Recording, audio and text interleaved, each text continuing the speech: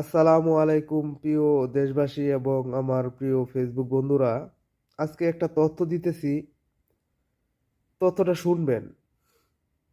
আপনি হয়তো কেমন লাগে, জিনিসটা আমার কাছে অনেক খারাপ লাগছে।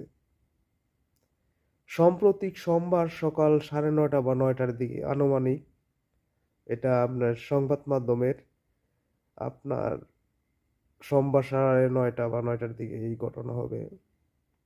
ঢাকা মোহাম্মদপুর, মা মেয়েকে 7 তলা ফ্ল্যাটে একটা মেয়ে 4 দিন আগে কাজে আসছে।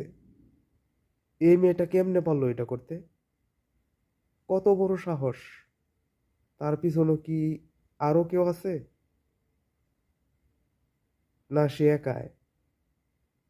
আর 4 দিন আগে একটা মেয়ে আসছে, কিভাবে এই কাজটা করেছে?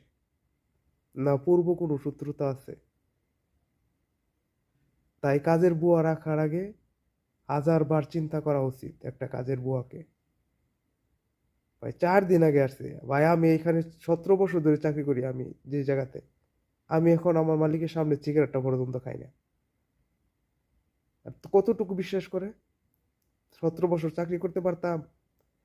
আর সে 4 দিন আসছে, 4 দিন ধরে আসা সে কি ঘটনা ঘটাইছে দেখছেন? ফুটফুটে একটা 9 ক্লাস 9-এ পড়ুয়া মেয়েকে এবং তার মাকে সে দুনিয়া থেকে বিদায় করে দিল। এবং কি, সে কাজ করার পর সে বাথরুমে গিয়ে গোসল করলো, পোশাক পাল্টাইলো, স্কুল ড্রেস পরে অনায়াসে সে বাসা থেকে বের হয়ে গেল। এই যে দেখেন আমার পাশে ভিডিও রেকর্ডিং, ঠিক আছে, ভিডিও ফুটেজ আছে, এখান থেকে দেখেন। অনায়াসে, মানে অনায়াসে, তার ভিতরে কোনো ভয় নাই। কিভাবে করতে পারে এরা কাজ? এগুলো কিভাবে সম্ভব? ভাই মানুষ কত আর সচেতন হবে? মানুষ অনেক সচেতন হয়, তবুও মানুষ এই কাজগুলো করে ফেলে ভাই। কেন, কি দোষ করেছিল? আর এই একটা মেয়ে 2টা মানুষকে কিভাবে কি করে?